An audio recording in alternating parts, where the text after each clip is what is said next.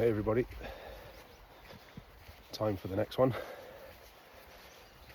So for those watching one of these for the first time, my name is David. I am a aspiring public speaker, and my focus is typically centres around resilience, pro-resilience, mental health and well-being, and overcoming adversity. I believe that a lot of people struggle with this. It's very easy, I should say, for people to immediately associate negativity with everything that's going on around them, rather than looking at things with a different mindset, a different perception, and seeing opportunity. If you're interested, have a look at the last video. I talked about perception and why that's important, why I think it is the most important thing when it comes to developing personal resilience. The second thing, there are three in fact, perception being number one. The second thing is humility. The third is consistent investment. I'll talk about each of them individually, but for the moment I'm going to focus on humility. I'm just out with my dog, by the way. There he is. Gizmo. Gizmo. There you are. Humility is incredibly important because you have to recognise that we're human. We make mistakes. We're not perfect. That doesn't make us failures. It doesn't make us less of a human being. These mistakes are opportunities to learn, to gain feedback, to learn, to get data. Yeah. How you apply that lesson learned, that feedback, that data, will ultimately determine whether you are one step closer to making it work the next time, and getting past that, beyond that mistake. Yeah.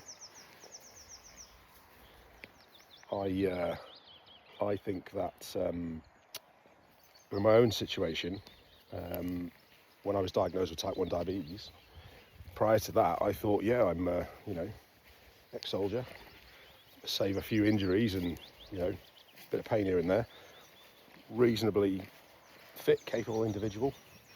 Type 1 diabetes pretty much showed me just how vulnerable I am. Type 1 is something that anybody can get. It's not something that's determined by what you're doing or your in terms of how much fitness you're doing or the diet you're eating. It's often linked to your past, in terms of it can be hereditary, it can be linked to your parents. And what I'm led to believe is that it's both of your direct parents need to have had it. I don't know that for fact, but that's what I'm led to believe. The second thing is that, which is in my case what the doctors think caused it, is that it can be caused by damage to your autoimmune system, which is what they think happened to me. I was medically discharged from the British Army, went through a significantly testing mental health crisis, I should say, and they think that the stress that I went through as a result of that ultimately led to damage to my autoimmune system and the type 1, which didn't surface until about a year, or give or take about a year, 15 months later, whilst I was preparing for the Invictus Games. And I had to take a real hard, reflective look at myself, what I was doing, how I was doing it, recognising that I was going to have to change a lot of stuff about my routine. I was going to have to learn a lot of new things, relearn how to train effectively with a condition that basically means my body can't process the energy I need to eat and consume in order to do the training, to do the phys, to be competitive.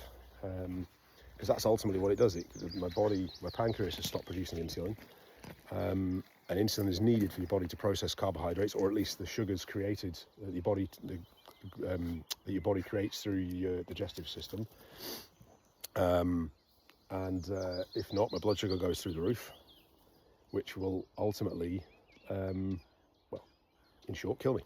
A bit more to it than that, don't get me wrong, but I'm not here to give you a medical lesson. The reality was I had to unlearn what I thought I knew about training effectively, and go through the pains of learning how to do it again and do it properly. And that took time. It took a lot of effort. It took a lot of willpower.